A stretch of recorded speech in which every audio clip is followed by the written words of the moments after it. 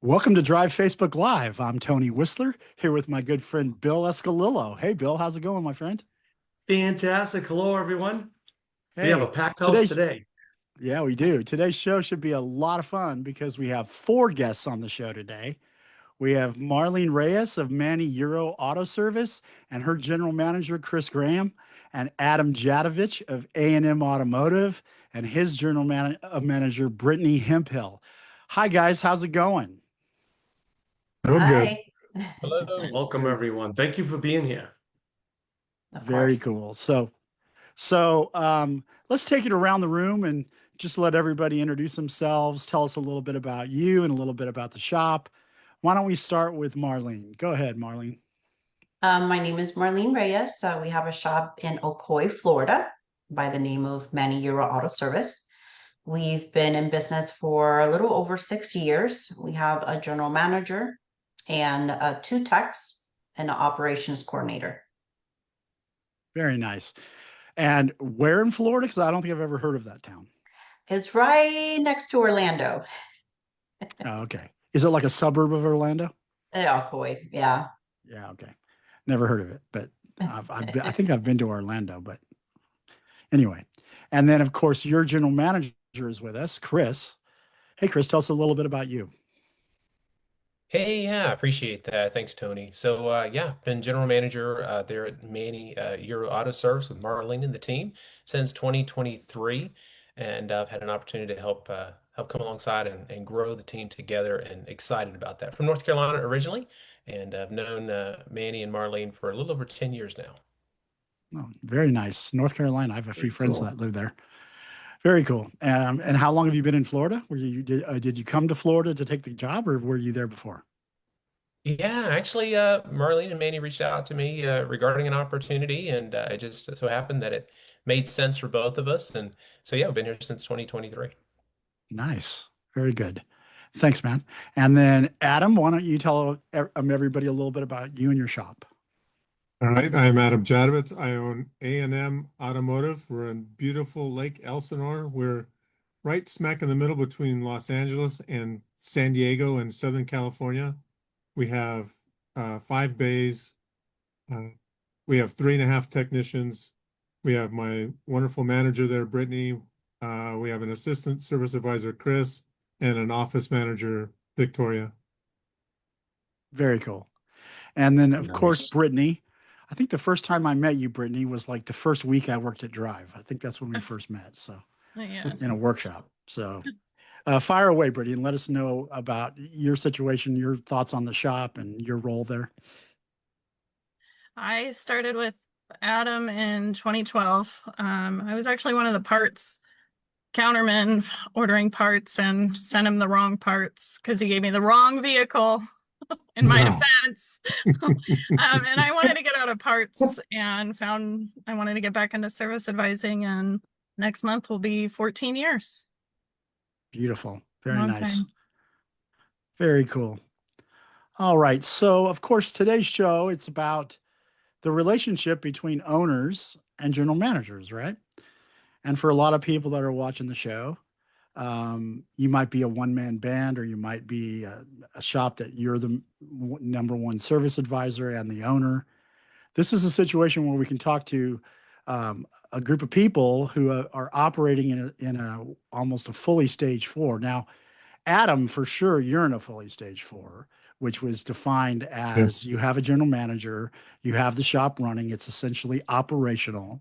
You still have your obligations as an owner, but you're not running the day to day of the shop. Is that a good definition of how you live your life now? 100%. I come in to open up the shop point because I still enjoy opening up. So I'm usually the first one here. I get everything going, but the rest of the day, I'm in the background, just trying to stay out of the way. Nice. And then Perfect. would the way what I just described, would that be the case for you too, Marlene and Chris? Is that the operation you guys are in now? For myself is we've been going through a little change. Mhm. We've been so busy that Chris can basically handle the front, but we've been so busy that, I've been back in the office. But the good thing is we just hired another or a service advisor. So essentially, I will not be needed as much. Nice. So yeah, you guys are both you're either fully stage four, or you're very close to getting into stage four. Having that general manager is a key. You'll never be in stage four without that. One of the questions I had for you, Marlene, was what did it take for you to say, okay, now we need a general manager that's going to run the shop? Because that's a huge jump for a lot of shop owners. There's people right now I know that are listening to us going that they can't think even that they would even do it. Like, you know what I mean? They're so used to being locked into the workflow. So for the shops that have been able to pull it off, I think I'd love to hear some inspirational thoughts on how you finally landed on doing it, Mhm. and then how you finally actually pulled it off. And again, how it's been going since that happened. So it all started with a lady named Nancy, who is our coach. She told us to hire somebody. It was just Manny and I at the shop running. I was run everything in the front, and we only had a one bay shop. And she told me, you need to hire somebody. And I told her, I can't afford to hire anybody. And she's like, you can't afford not to. Mhm. So I essentially spoke with Chris and I asked him, do you know anything about cars? And he said yes.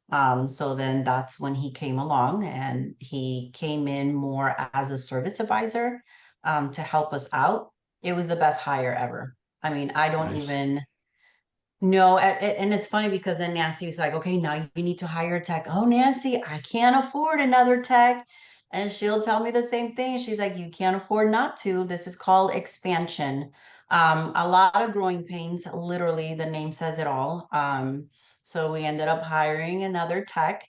And so we keep expanding, but it was super scary to hire that first person.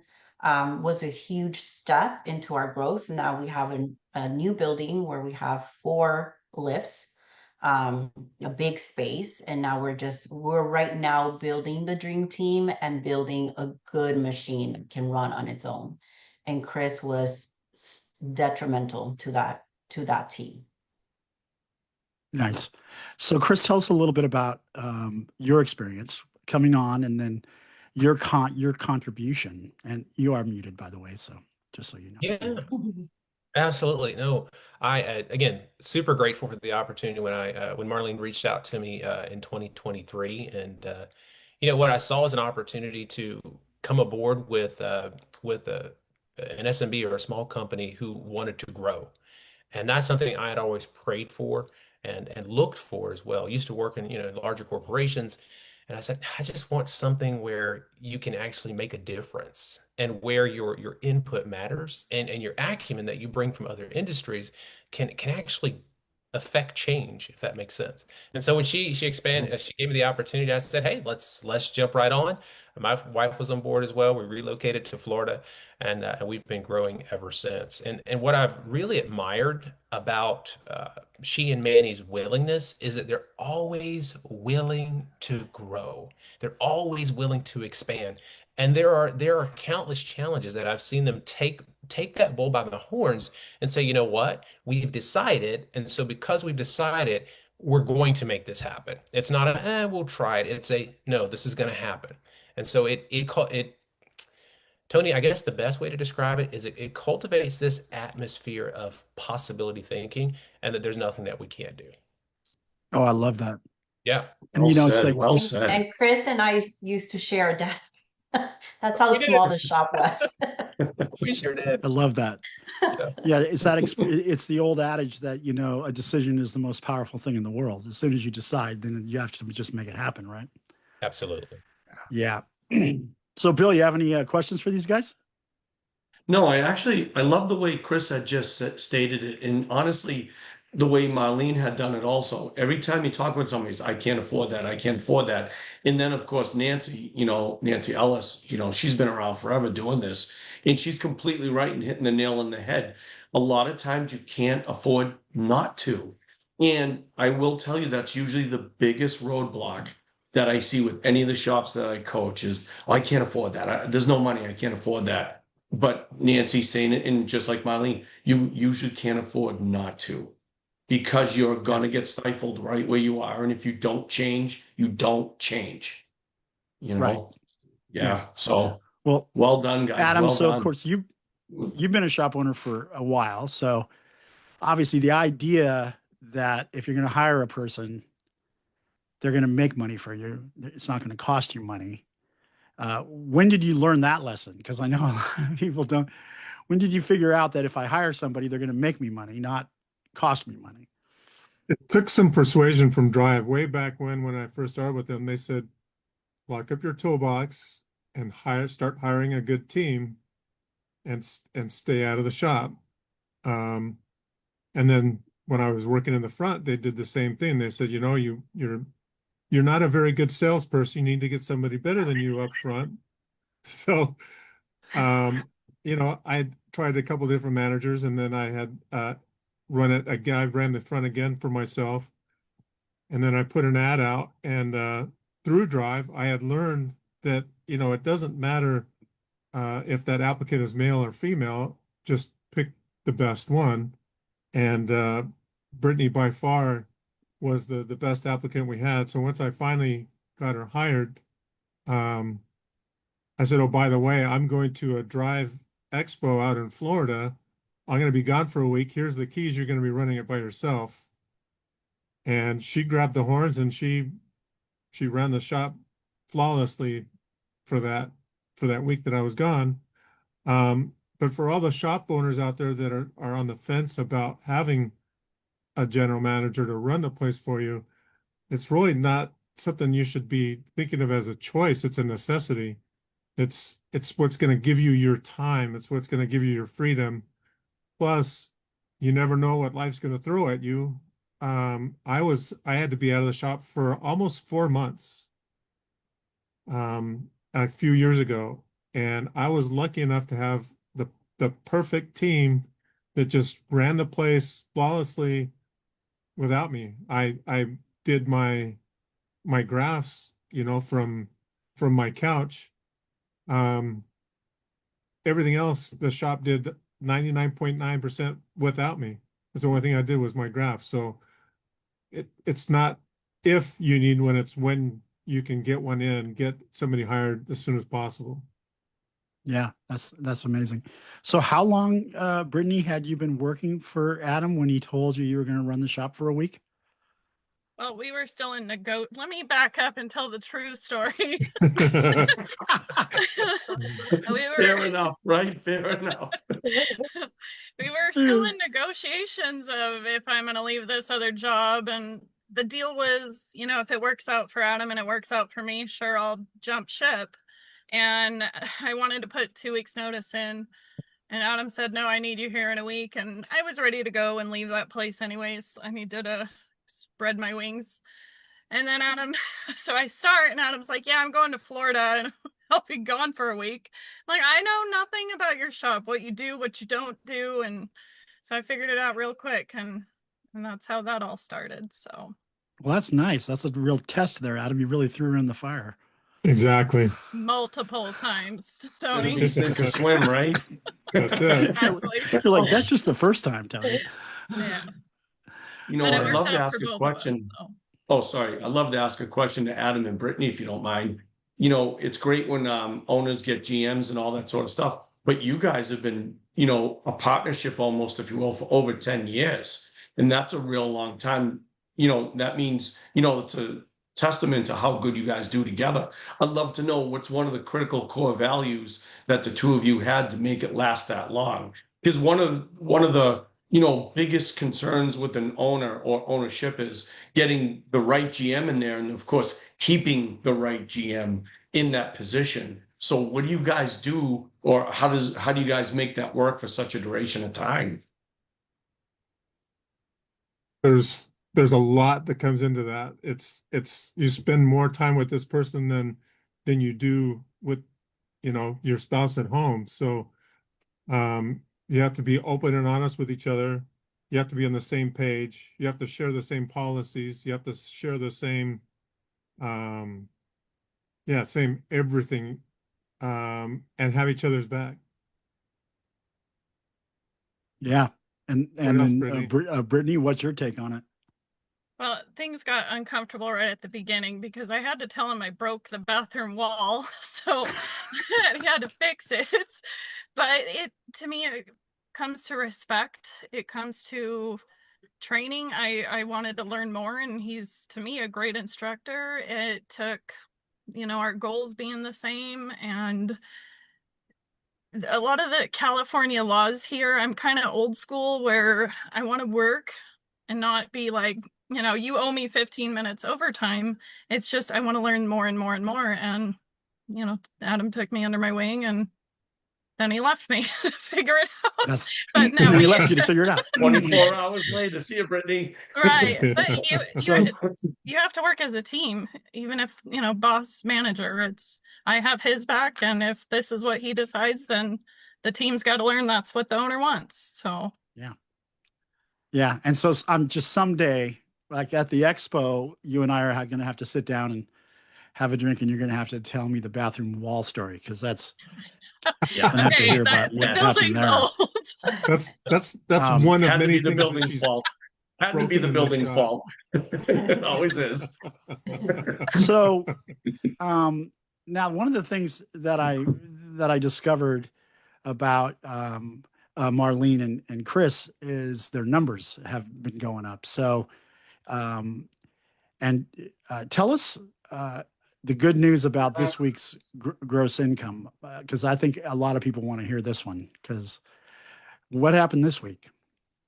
So it actually started months ago. I remember having a conversation with my coach, Nancy, and she was looking into the future and saying, okay, let's look at your numbers. January, February, and March tend to be slow months for you.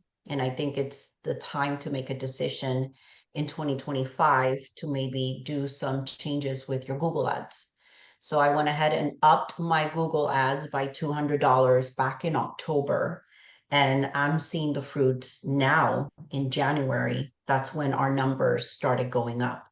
So we made 41,000 for the week, a little over 41,000, the first time ever. Nice. And it's funny because I told Chris, some weeks we're so tired on Thursday and we only made 25,000. And this week was, yes, it was busy, but when I saw the numbers yesterday night, I was like, Chris, I even messaged him. This is the first time we've ever done this number with 2 texts, mind you.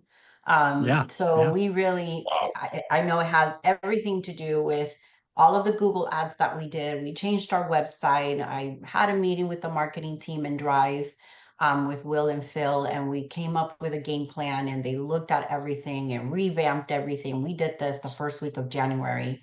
And I told them, and I sent them a message. I was like, thank you so much for what you guys are doing. Copy, paste for February, please. So we're going to keep doing that every month, and hopefully we keep, our numbers going up. Our goal was 35 vehicles. We did 32 vehicles, which is huge. It really is. So the average repair order must have been pretty good too. Yeah, it was over 1,000. Yep. Nice. And that comes from the sales team, of course. Yes. Yes. Which, Comes Chris, from a you're running strong now. Chris, desk. Chris, do you do any service writing at all, or do you just do it as a general manager where you dip in when they need help, or when the help's Great. not necessary? Yeah, great question. So it's service writing right now is more or less it's shared in the sense that we have one of our team members, Manny, who handles the actual estimates. And then I take the estimates from there and handle the sales process and take them through to the time they pick up their keys. As Marlene alluded to, we've got a service writer who's actually coming on board on Monday, who we're looking to transition the fullness of that responsibility to both the writing and the selling. And then I'll be the person who steps in with the overflow of sales or answering questions, etc. Nice. Very nice. So at this point, the person who can take the bows for the average repair order this week is you. You were the one that essentially made that happen. Is that true? Well, it certainly takes a team for sure, and having those leads really help. And then it's just a matter of close, close, close. And Yeah. close at lunch, close for breakfast, and close for dinner, and then close again, as Zig Ziglar used to say. Love it. Love it. Yeah. I love it. Now, for you, Adam, being in full stage 4 allows for you to live a little bit more than just being inside the shop all day long. And I know you love being in the shop, and you're still there. And I've known you for years, and I've known you to be essentially in stage 4 the whole time I've known you.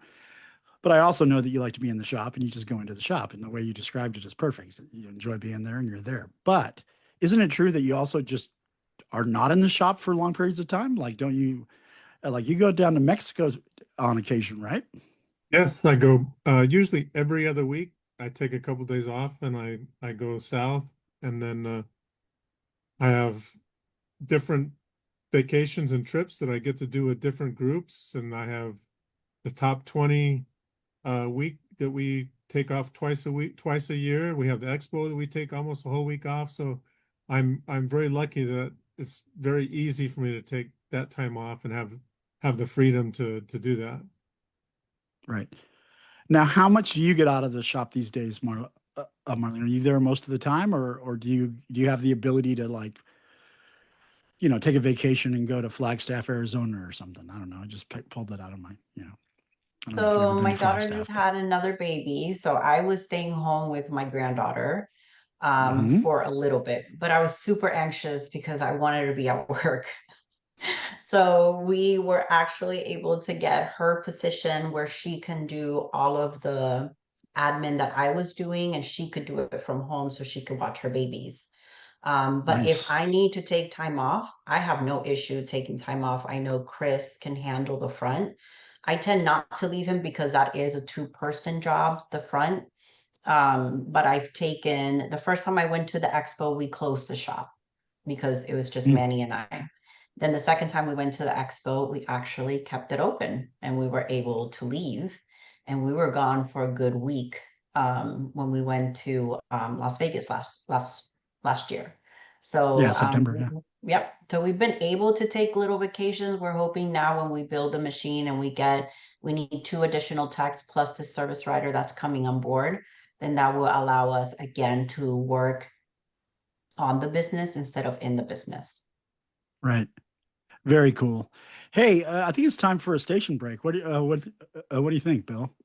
Yeah, absolutely. Actually, speaking of relationships early and all that sort of thing, excuse me, next week's um, webcast is going to be actually that same thing. We're going to be talking to Rodney and TJ Copeland from Copeland's Garage, and that's a garage that's gone from father to son.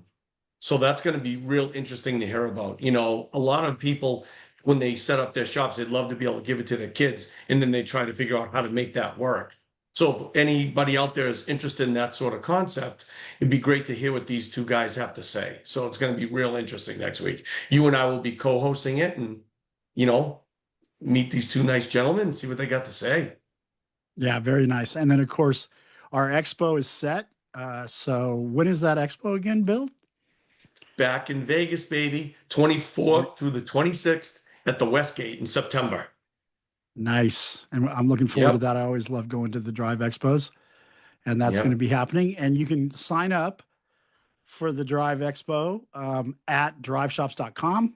You can just see there's a header there where you can actually go right to the sign up page, and you can register. Now, have you guys registered yet for the expo? Any of you guys? Not yet. Not yet. Okay, let's take a break right now and let's all do that now. No, I'm kidding. Hey, if you guys come Very good. down, we'll probably be doing a live show right from the expo again, like we did last year. So, Yeah, that'll be fun. I love doing Yeah. live drive Facebook Live from the expo. It's always a great deal. yeah, definitely. So now, did I hear a story about Honduras? I think somebody,